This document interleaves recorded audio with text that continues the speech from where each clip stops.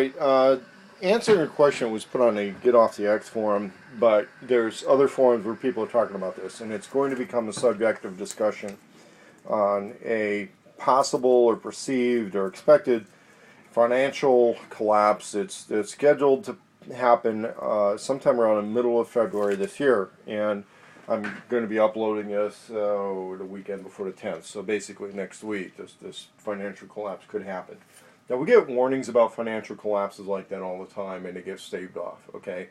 And I'm also going to explain that financial collapses in large economic systems are not uncommon. There's a previous video that I did that I've also posted in this forum that it's been dealt with before.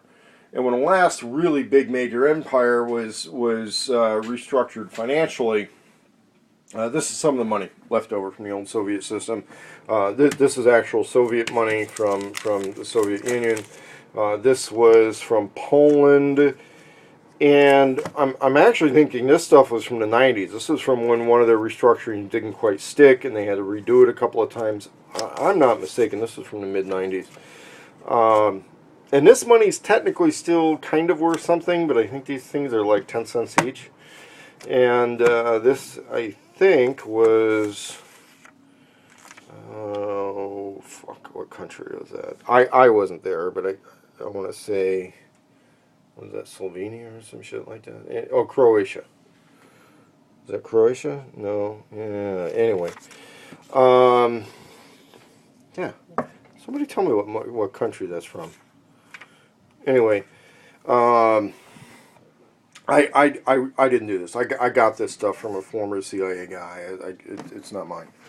But anyway, financial restructuring happens. And what was explained to me is that there's a lot of reasons for it. And when somebody wants to do, they know that the gig's up. They know the part of the music is going to stop and everybody's got to find a seat. And the house of cards is going to come down. What usually happens is the banking and financial decision makers in a particular economic system make the decision of pulling the trigger on it themselves and controlling when that house of cards falls down and how and when to build it back up versus having it done to them in a relatively, they know it's coming, but it's unpredictable. And given those two really bad choices, it's kind of like the choices somebody makes when they do a personal bankruptcy. And it's a situation of, do you just stop paying your bills and wait for the foreclosure people and the car repo people to show up, or do you go see a lawyer and you go through the painful restructuring process? What's going to happen in this country is anybody's bet, but there is a lot of decision makers who are saying that this may be the time. There's other decision makers, especially the political decision makers, who are going to say, no, please give us another 6 months, give us a couple of years, give us until the end of the Obama presidency and pawn it off on the next president. And as the financial wizards have done their things over the last several administrations, they've been pretty good at coming up with some new game to pawn it off on the next president, and then that president pulls a bunch of stuff and pawns it off on the next one and the next one and the next one. One of the big things happening with Barack Obama, love him or hate him, his people and him are not, well, there's two things. One, they were handed a pretty big mess, and two, they're not as smart as the Republican people have been. And even though they inherited a lot of the Clinton era people, a lot of the games that were played during the Clinton era, the gig's up on them. They're not going to get away with it. And so things like the dot-com boom and a lot of that stuff, just, once a game gets played out, you pretty much can't play that game for several decades until people don't see it coming, and somebody's got to bring some old tricks out of the bag. So what happens is, if there's a great big bank holiday and a bunch of this other shit going on, what happens when you owe car payments and house payments and all that kind of stuff? Well, just like on a lot of these personal issues that happen to people, possession is 9/10 of the law. So if you really enjoy the ownership of those items, if you need them, if you consider them to be survival items, you just hang on to them.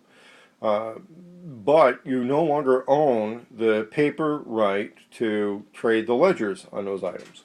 So what happens is, let's say you own a really nice vehicle, and all this stuff happens, big financial restructuring happens.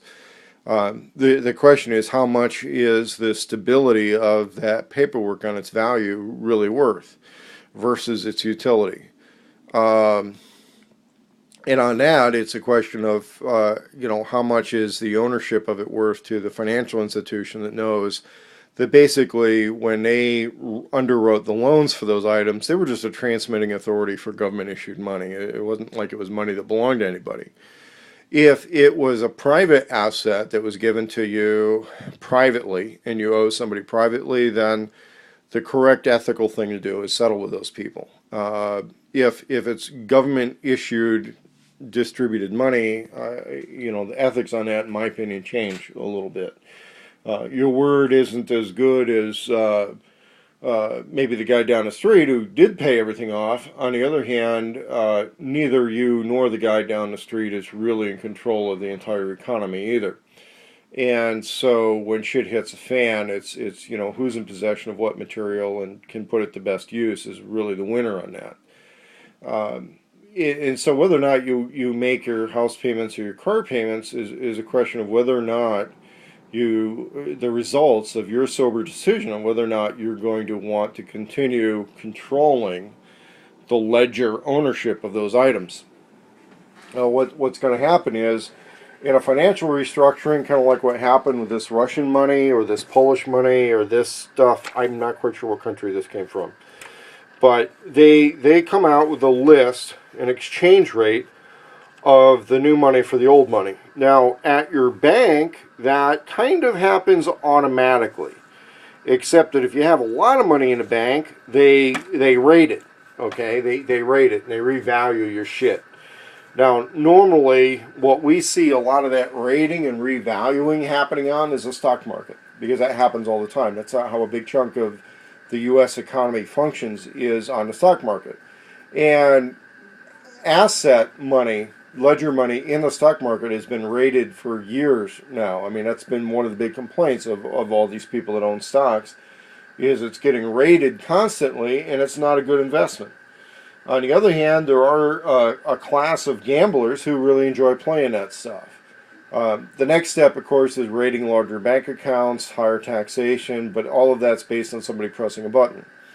Another person who's worked as a contractor overseas for a long time, even prior to the Iraq War and all that kind of stuff, told me he's been getting some extremely threatening letters from the U.S. government over the U.S. government wanting taxes for money that he made in a foreign country, and he lived in a foreign country with a very high tax rate and was also paying taxes there too.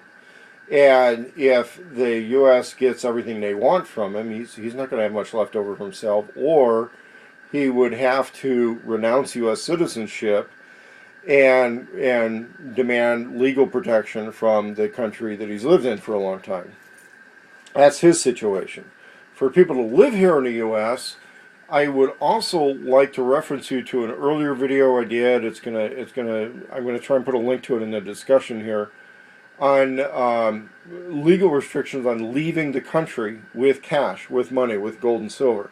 That once this thing happens, that all becomes a restricted activity. You can't haul yourself and a bunch of gold, silver, and jewelry out of the country, especially if you owe money. So if you have an international bug out option, you have to look at that pretty seriously. And I would say right now, it's too late for you to borrow money and then go buy a bunch of gold and silver. Not if this thing's going to get the trigger pulled on it on the 15th. If you're going to go to the bank Monday with your home equity line of credit and then buy a bunch of gold and silver, it's a close gamble. But that means you're going just a couple of days after I upload this video, or you're going this afternoon, okay? And you're going and you're purchasing a bunch of gold and silver with your home equity line of credit, and you're going to hang on to that, and then that'll be your asset. Now, if you can play it slick, what you do is you hang on to that, and if you're, let's say, at 50% home equity versus 50% owed, you borrow all that money and you pay off your home with it, because there's a restructuring and the metal asset stays about the same, then maybe you're a winner. Now, personally, I don't have that much, okay? I don't have much more silver coins than these. And what I do in case of a real problem like that is that's enough to make absolutely certain that whatever bug out vehicle I own or borrow or ride with or whatever, that's enough to fill up the tank on a bug out vehicle and get it to my retreat location. But when, in a slow motion collapse, I know you're going to be wanting to make a lot of decisions over whether or not to continue making payments on stuff. At that point, I think you should triage your situation.